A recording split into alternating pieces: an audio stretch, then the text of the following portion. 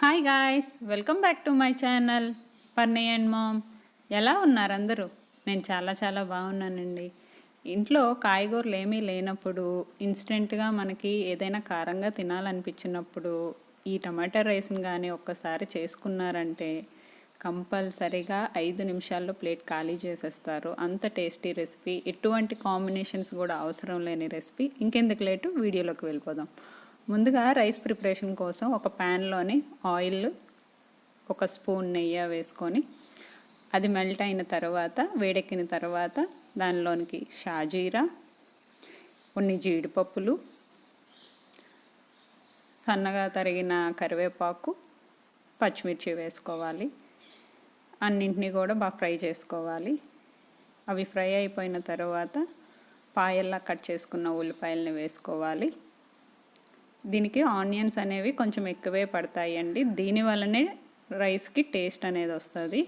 కొంచెం ఆనియన్స్ వేసుకొని అన్నింటితో మిక్స్ అయిన తర్వాత దానిలోనికి ఒక స్పూన్ అల్లం వెల్లుల్లి పేస్ట్ వేసుకొని ఫ్రై చేసుకోవాలి. చాలా తక్కువ టైంలోని చాలా టేస్టీగా చేసుకోవచ్చు. అల్లం వెల్లుల్లి ఆనియన్స్ ఫ్రై అయిపోయిన తర్వాత సన్నగా తరిగిన టమాటో పీసెస్ని యాడ్ చేసుకొని ఒకసారి మిక్స్ చేసుకోవాలి. ఈవినింగ్ బయట చల్లగా ఉన్నప్పుడు ఈ రైస్ కానీ చేసుకొని తింటే చాలా బాగుంటుంది.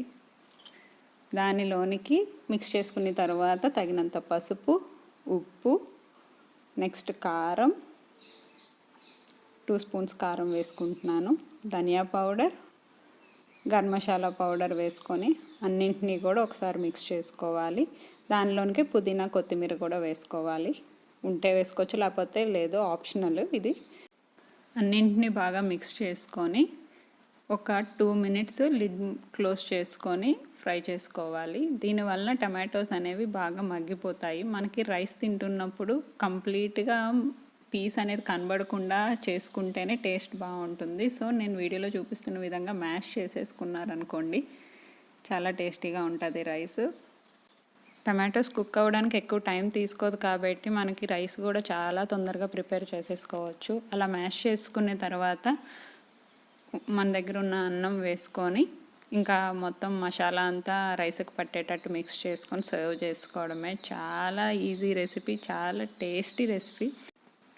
ఇంట్లో మనకి కాయగూరలు లేనప్పుడు కానీ, లేదా సడన్గా ఎవరైనా ఇంటికి చుట్టాలు వచ్చినప్పుడైనా, మనకి కారంగా వేడిగా ఏదైనా తినాలనిపించేటప్పుడైనా కంపల్సరీ మస్ట్ ట్రై రెసిపీ అండి. చాలా తొందరగా అయిపోతుంది, చాలా సింపుల్ ప్రాసెస్. మెయిన్ ఏంటంటే దీనికి ఎటువంటి రైతా కానీ లేదంటే గ్రేవీస్ కానీ ఏమీ అవసరం లేకుండా ఇలా వేడిగా సర్వ్ చేసుకొని తింటే ఈజీగా 2 మినిట్స్లో ప్లేట్ ఖాళీ చేసేస్తారు. చాలా బాగుంటుంది, మస్ట్ ట్రై రెసిపీ. ఇదండి కంప్లీట్ టమాటో రైస్ రెసిపీ. మీకు వీడియో నచ్చిందా? నచ్చితే ప్లీజ్ వీడియోని లైక్ చేయండి, షేర్ చేయండి, సబ్స్క్రైబ్ చేయండి.